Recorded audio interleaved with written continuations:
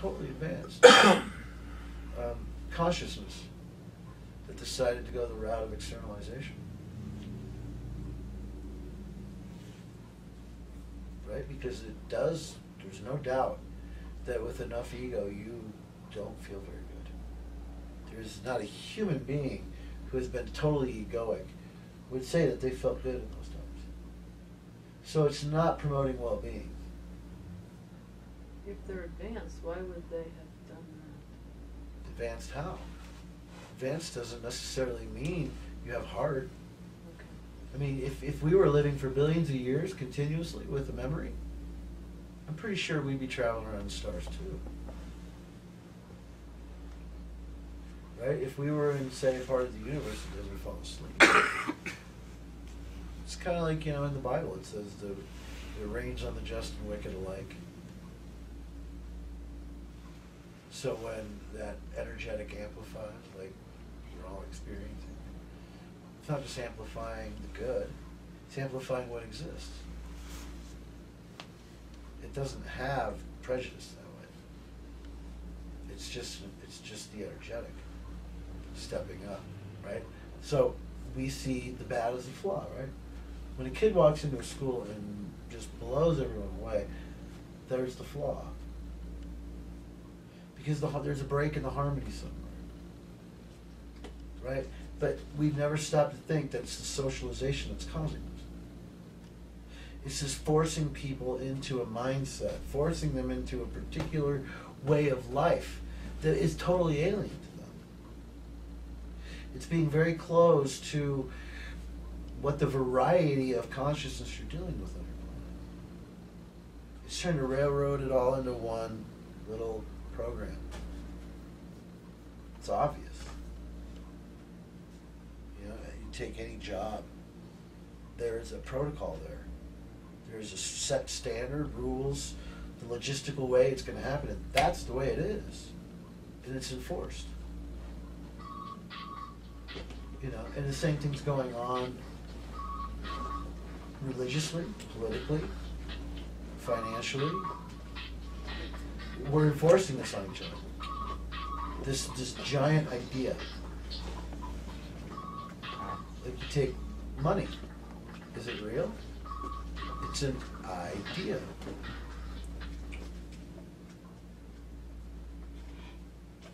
And it's created by the ego. Okay, you need food, we'll create. It's easily manipulated. It's easily controlled. It's totally an idea. It doesn't really have any representation in the universe of something of real value. Right? If you take your money to Mars and try to go shopping with it, it ain't worth nothing.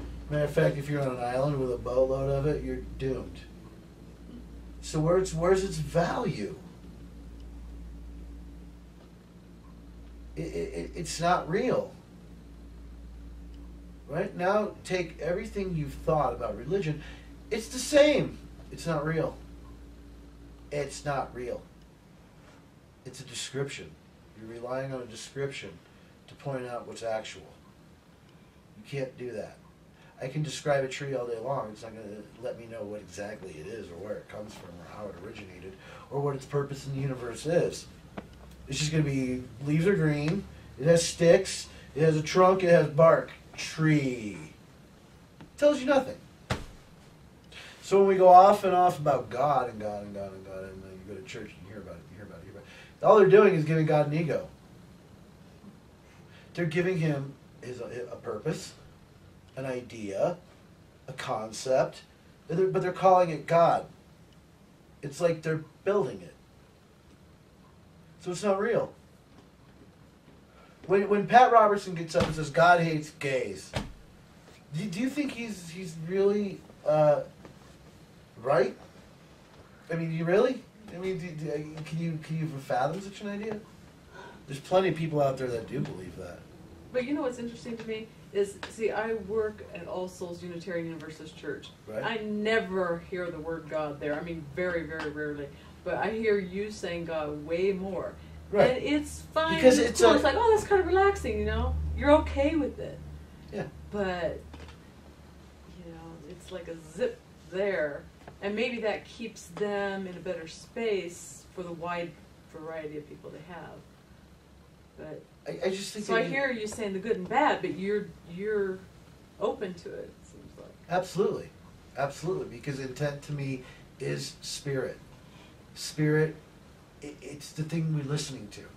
Spirit manifests in our lives. No doubt about it. It shows us where we need to go next. It keeps us energetically informed. Have you ever noticed that no matter how much we lack information, we remain alive? How crazy is that? That the information we really need is coming from what made us. And where is what made us? It's always right now. It exists in the present moment. So all the information we really need is energetically right there with us. That connection to me is, there's nothing more sacred. Yes, I do, absolutely. To me, the idea of that's what everybody's used to, is God, right? I mean, we're all raised, God this, in God we trust, it's on our money. I pledge allegiance to the flag, I mean, come on, Aaron. Under God. So it's a word that's used in America. Hugely. Right? I have no problem using it. But to me, I don't really understand so much how people use it. I mean, to me, I think the best definition for God is the word we use to describe something we couldn't possibly understand anyway. Ultimately. I think that for a large group of people, at least it was for me, God represented a limitation. It's a barrier, it's a boundary, it's worshiping a boundary. Because it stops. I mean, the minute the word is said, the comprehension kind of seems to, you almost feel like it's been satisfied, that your curiosity's been satisfied, but it hasn't. Am I being clear? Yeah, but see, for me, I'm actually a little surprised from everything I hear from you that your word isn't more often spirit. Because to me, it's just spirit is a little more free and easy, and it goes way beyond this God that, seems to maybe have 2 arms and 2 legs that, drives me crazy. That so many people paint this God as, good or bad, and, Well, that's where you're getting back to socialization. It all depends on how you were socialized to perceive God. But I wasn't even socialized that structurally around that, but it's just, look at this town. I mean, where else could you get more of it? So it's almost like I'm afraid to even associate with that word God. But you see, their perception's way different than my perception. Yeah, I get it. Or how I was socialized. It all depends on whether they're born-again Christians, evangelicals, Catholics, Jewish, Buddhists, Hindus. They're all going to have a different perception. I it's get just it, that you're bombarded by the one majority of the people that are in this town. So therefore it kind of contaminates your being. It's like me, like a year ago I decided not to watch the news anymore. Because I felt like, you know what? There's crap going on all the time. Mm-hmm. Once that crap ends, then there's going to be another news story with more crap happening. And all it was, I started feeling like it was contaminating my being. And believe me, nobody used to be more well versed in the news in the world than me. I can tell you where every river is, every lake, every capital of everything, geography, and now I just kind of eliminated it all. There's a lot of things I eliminated about a year ago, but what it basically does, all that crap out there, if you don't somehow get it under control in a lot of ways, and that's maybe my ego, but I felt like it was making me dirty to where it was inhibiting me from my full potentiality.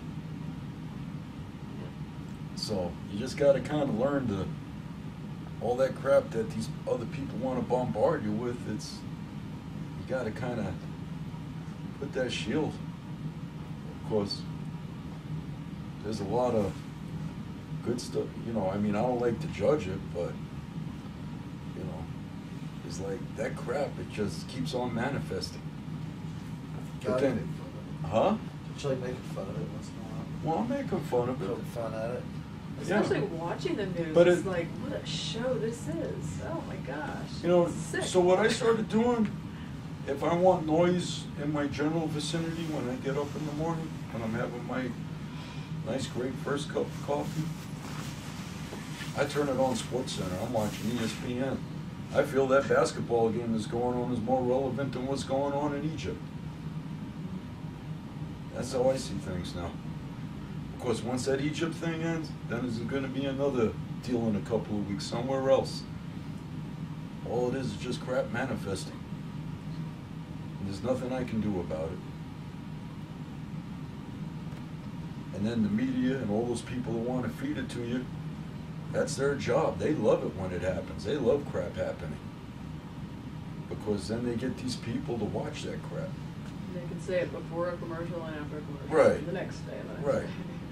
So I felt best for me was to disassociate myself from it all. And it's very cleansing in the way I feel for my own personal well-being.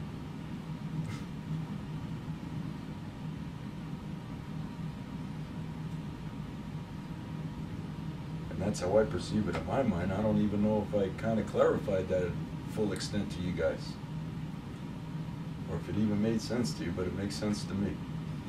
Well, I've heard it described as a transitory nature phenomenon before, but I like the transitory nature crap a lot better. All right. That's my New York socialization. I know. It gives you style, though. I mean, it's Well, I'm not. it's hard. You gotta smile at it. So what is God to you? Like a whole universal thing, or?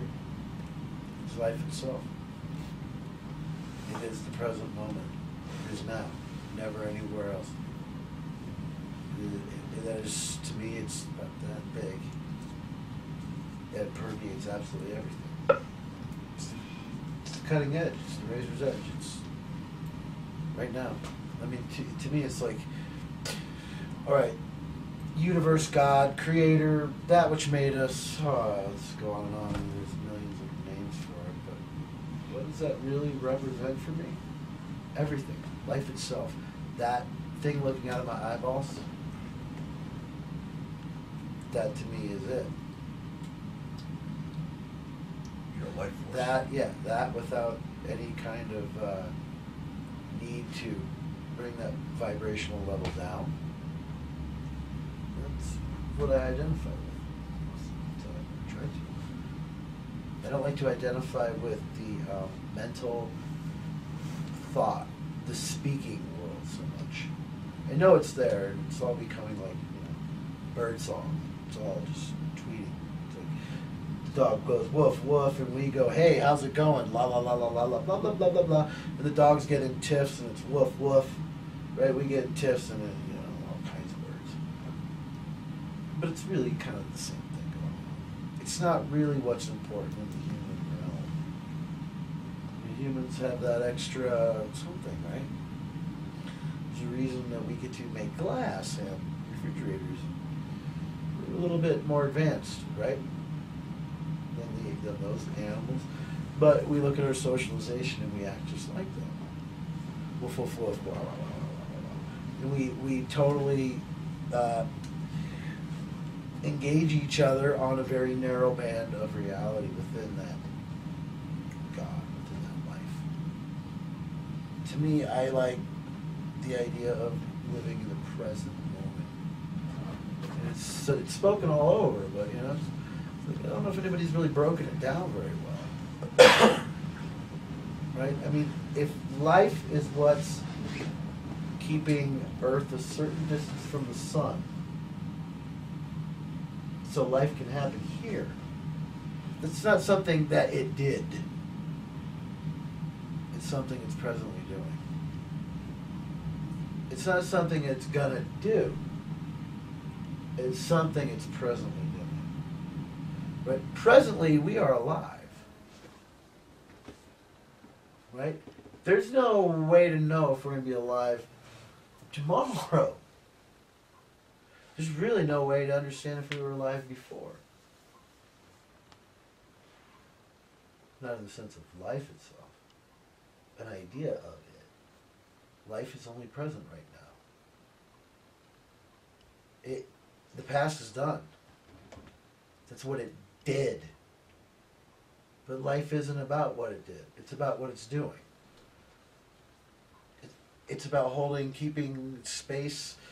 The space between us is created by that, right? Not before. It wasn't made prior to this event. It's happening right now.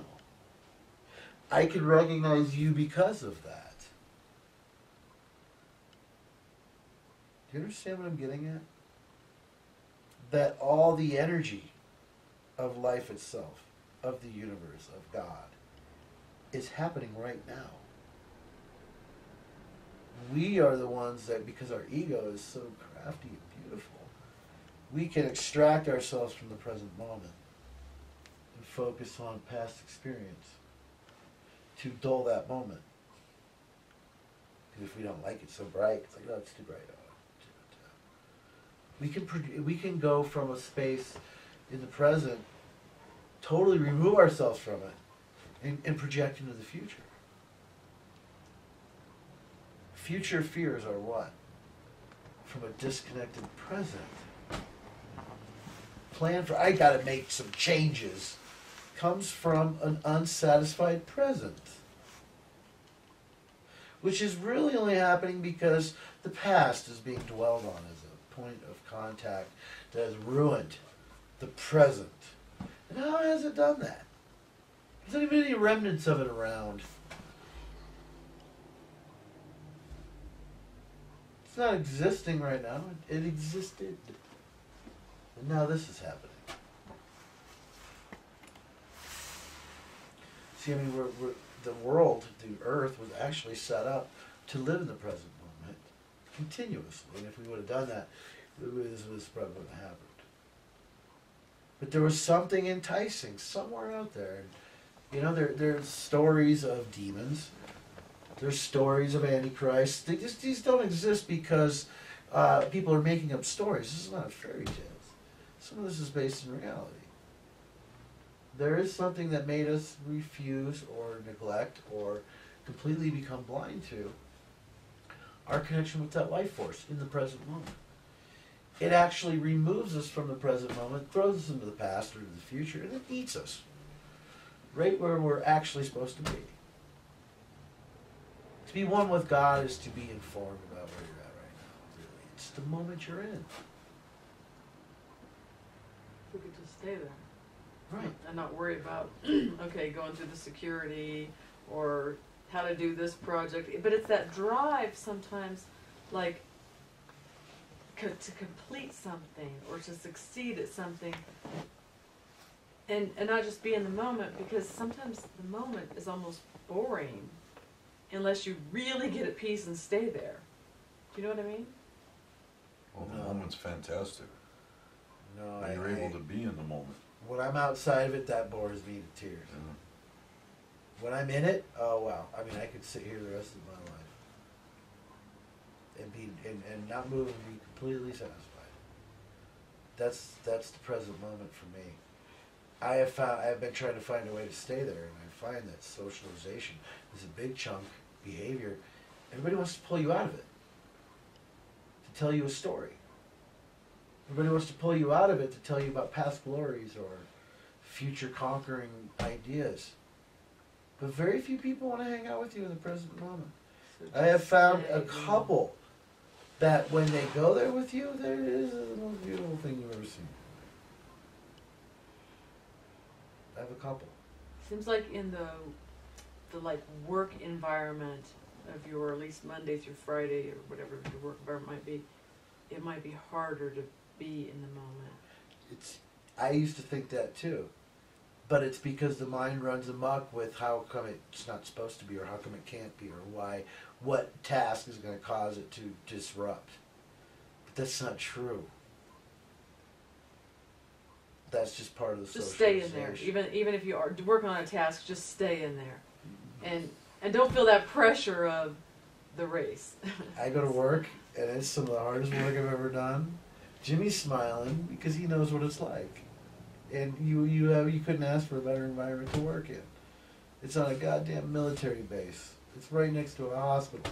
You have to have 18-year-olds with guns sniff your butthole before they let you go on base. I mean, the whole thing is very, very bizarre. Right? You go to hang out with construction workers. Right? We're sitting down for a big barbecue with 100 other guys. And it's very funny that you're going, wow, I feel like I'm in prison. Because every single one of these guys look like they belong in prison. Where most people would be like, oh, did you feel any of that? No. It's been said, you create your own reality. That is not necessarily true. I don't think that's quite right. I think you choose the dimension you're going to exist in. I think you choose where you're going to light up and where you're not. Right? I think if you choose to light up wherever you go, the life becomes very different very quick. And you actually have momentum, and that momentum brings you closer to the present. So you're the person that's always there. Whenever something needs to be done, you're the one getting it done because you're there. You're not thinking about, oh, I should have done this 2 weeks ago, or, oh, I'll just do this in a few more days. You're there doing it. So you're not creating this big mess. You only create and the mess is only created when you leave the present moment. Your heart is beating now or yesterday?